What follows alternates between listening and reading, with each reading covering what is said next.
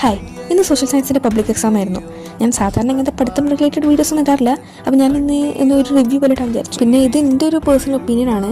എൻ്റെ ഫ്രണ്ട്സ് പലരും അങ്ങനെയല്ല പറഞ്ഞത്, അവർക്ക് സിമ്പിളായിരുന്നു എന്നൊക്കെയാണ് പറഞ്ഞത്. അതായത് എനിക്ക് തോന്നിയത് തള്ളി വിടാൻ പോലും പറ്റിയില്ല, അങ്ങനെയായിരുന്നു എനിക്ക് ക്വസ്റ്റ്യൻസ് ഫീൽ ചെയ്തത്. അത് സ്വന്തമായിട്ട് എഴുതാൻ പറ്റുന്നില്ല, അങ്ങനത്തെ എന്തൊക്കെ ക്വസ്റ്റ്യൻ ആയിരുന്നു. പിന്നെ നിങ്ങൾക്ക് എക്സാം എങ്ങനെയാണ് ഫീൽ ചെയ്തതെന്നൊന്ന് കമൻറ്റ് ചെയ്ത് അറിയിക്കണേ. 1 വേർഡൊക്കെ നോക്കുകയാണെങ്കിൽ 4 മുതൽ അങ്ങോട്ടേക്ക് 1 അറിയില്ലായിരുന്നു. 2 മാർക്കിൻ്റെ ഒക്കെ നോക്കുകയാണെങ്കിൽ എനിക്ക് 13 മാത്രമേ ഞാൻ ആകെപ്പാട് അറിയുന്നത്. പിന്നെ 15ഉം 12ഉം ഞാൻ കുറച്ചും എഴുതിച്ചു. പക്ഷേ ഈ പോളാറിനായിട്ട് അതൊക്കെ വെച്ചാൽ എന്താ, അത് ടെക്സ്റ്റിൽ വരുന്നത് ഞാൻ കണ്ടിട്ടില്ല. പിന്നെ 9, 10, 14 ഒക്കെ പോയി. കറക്റ്റ് ഞാൻ ഈ മറ്റേ ആ ഹൈപ്പോ സെൻറ്റർ ഒക്കെ ഇമ്പോർട്ടൻ്റ് അല്ല എന്ന് വിചാരിച്ച് മാറ്റി വെച്ചു. പിന്നെ 11ാമത്തെ ക്വസ്റ്റ്യൻ എന്താണെന്ന് തന്നെ സത്യം പറഞ്ഞെനിക്ക് മനസ്സിലായില്ല. ഇതിൻ്റെയൊക്കെ ആൻസർ ഞാൻ ടെക്സ്റ്റിൽ കുറേ കണ്ടുപിടിക്കാൻ നോക്കി, എനിക്കെവിടെയും കിട്ടിയില്ല. ഏതോ ഉള്ളിൽ ചുരണ്ടി എടുത്ത ടൈപ്പ് ക്വസ്റ്റ്യൻസാണ്. പിന്നെ 3 മാർക്കിൻ്റെ പറയുകയാണെങ്കിൽ 16 കുഴപ്പമില്ല, ഇനി 17 കുഴപ്പമില്ല, ഇനി 19 കുഴപ്പമില്ല, പിന്നെ 22 കുഴപ്പമില്ല, 23 കുഴപ്പമില്ല.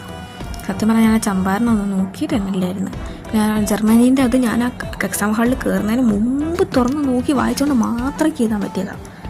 20 സത്യം പറഞ്ഞാൽ ഞാൻ ഒട്ടും എക്സ്പെക്ട് ചെയ്തില്ല, കാരണം മോഡലിൽ അങ്ങനത്തെ എന്തോ ഒരു ക്വസ്റ്റ്യൻ വന്നിരുന്നു. പിന്നെ 4 മാർക്കിന് നോക്കുകയാണെങ്കിൽ 24, 25 വലിയതൊന്നും അറിയില്ലായിരുന്നു. വലിയതൊന്നല്ല, ഇതാണുള്ളതെന്ന് അറിയില്ലായിരുന്നു.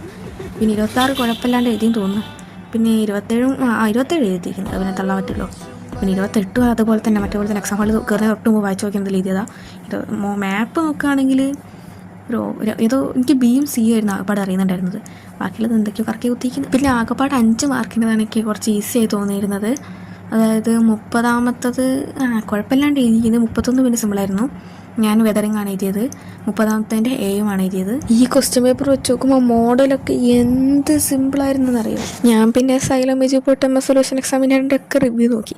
അവർ ചിലപ്പോൾ ടഫാന്നൊക്കെ പറഞ്ഞിട്ട് പോയി, അത് കണ്ട് ആശ്വസിക്കാൻ. പക്ഷെ അവരൊക്കെ പറയുന്നത് മീഡിയം സിമ്പിൾ തന്നെയാണ്. പിന്നെ കമൻറ്റിൽ ഫുള്ള് ടഫ്. അപ്പം ഞാനിവിടെ എൻ്റെ ഒരു പേഴ്സണൽ ഒപ്പീനിയനാണ് ഷെയർ ചെയ്തത്. നിങ്ങൾക്ക് എങ്ങനെ ഉണ്ടായിരുന്നു എന്നൊന്ന് കമൻറ്റ് ചെയ്യണേ.